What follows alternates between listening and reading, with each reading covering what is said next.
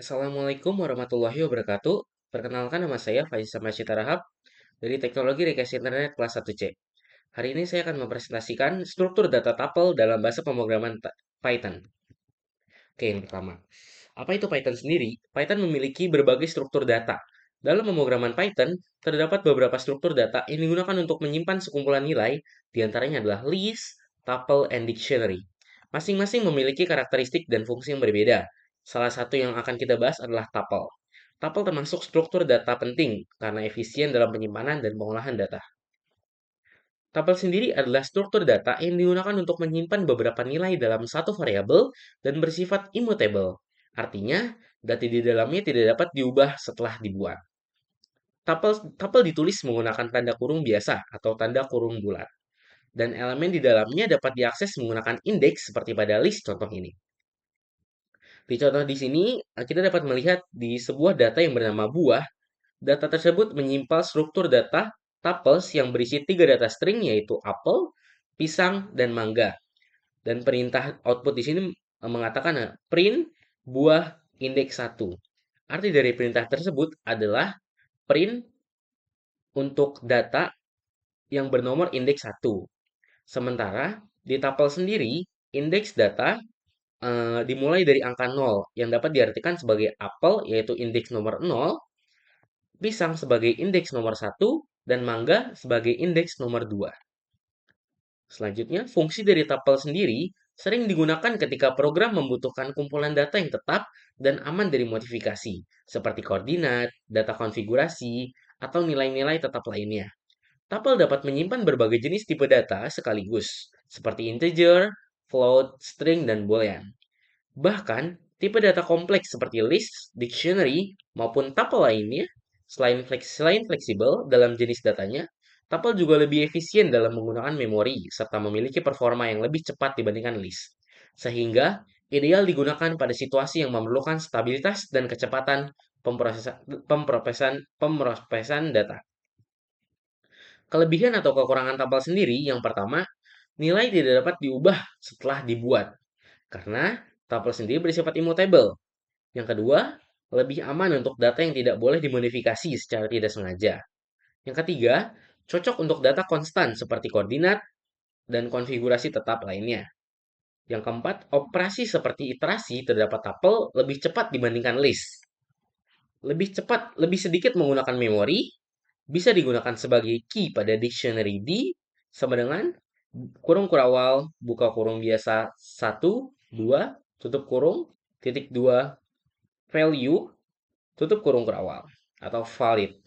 Deklarasi lebih ringkas atau dapat diubah tanpa tanda kurung. Contohnya adalah T sama dengan 1 2 3 yang diartikan T tersebut adalah nama dari sebuah basis data dan diisi oleh tiga data integer yaitu 1 2 dan 3.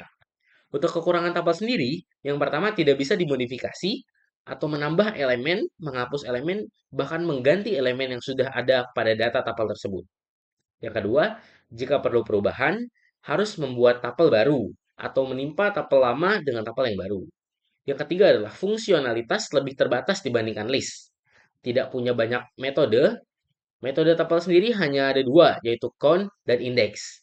Juga tidak cocok untuk penugasan yang memerlukan perubahan terus-menerus. Struktur data kompleks yang lebih sulit dibandingkan data list itu sendiri. Selanjutnya adalah perbedaan tuple dan list. Untuk perbedaannya yang pertama adalah mutabilitas atau dapat diubah atau tidak. List memiliki sifat mutable yang artinya dapat diubah, bahkan bisa menambah atau menghapus dan mengubah elemen atau data-data yang ada di list itu sendiri. Sedangkan tuple bersifat immutable atau tidak dapat diubah. Setelah tuple dibuat, isinya tidak bisa diubah lagi. Yang kedua adalah penulisan sintaks.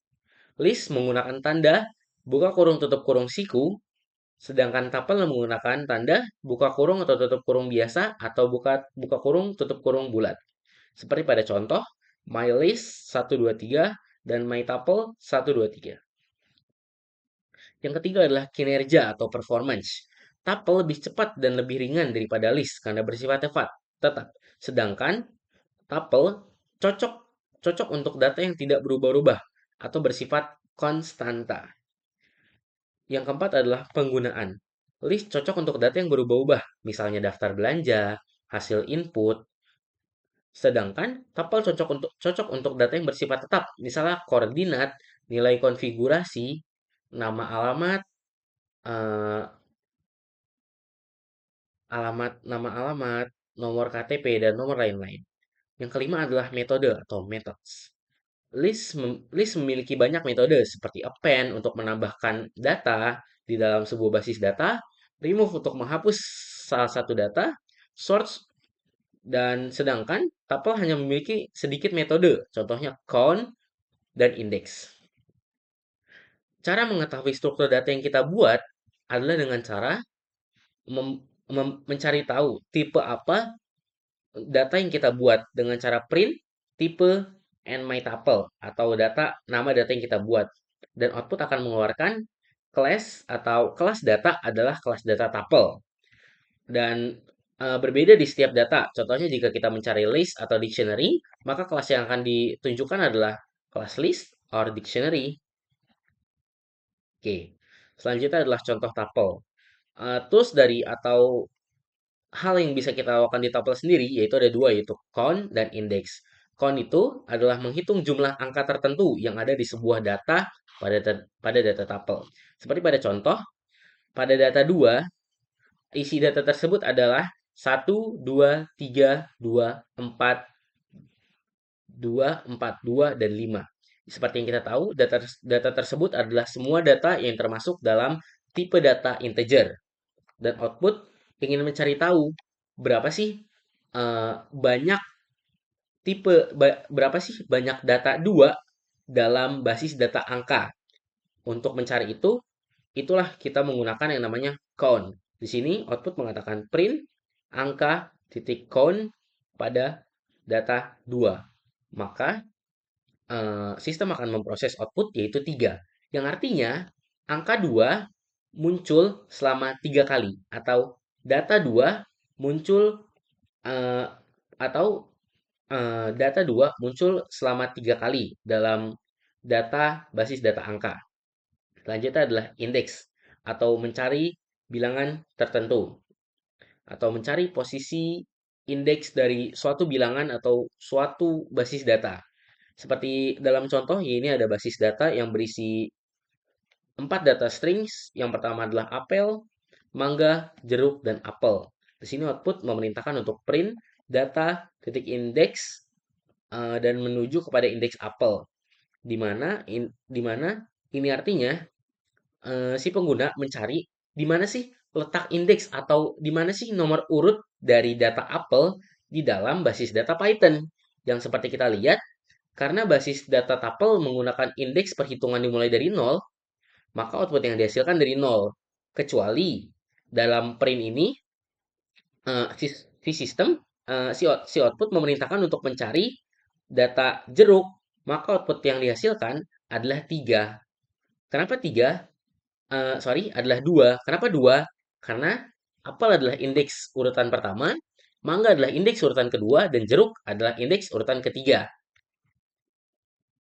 Selanjutnya adalah tapal pemrograman.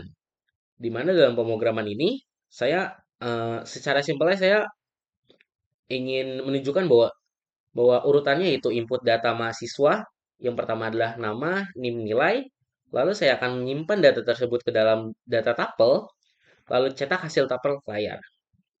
Bisa dilihat yang pertama adalah di sini saya mengetikkan print input data mahasiswa sebagai pelengkap dari sebuah sistem yang akan dijalankan sebagai template dari sistem itu, atau memberitahu sistem apa sih yang akan kita buat, yaitu input data mahasiswa Polinela. Dan di sini saya mengenalkan atau mengassign keputusan sama dengan data string yaitu y.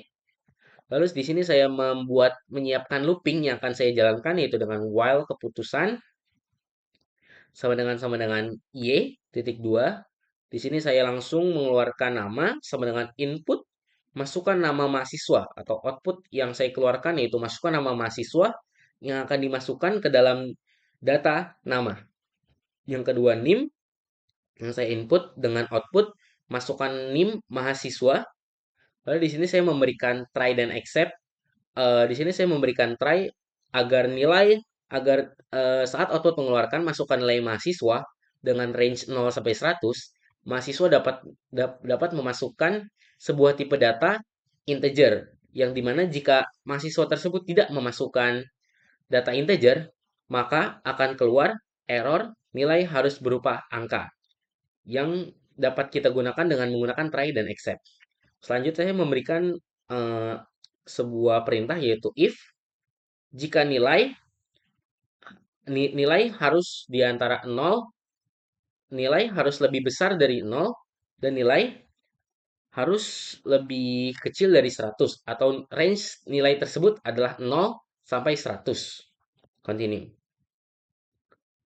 Setelah itu saya menyimpan di sini letak data tabel yaitu mahasiswa sama dengan nama, NIM, dan nilai. Di mana saya menyimpan data tabel, saya membuat data tabel yaitu mahasiswa dan menyimpan data-data tabel lainnya yaitu nama, NIM, nilai.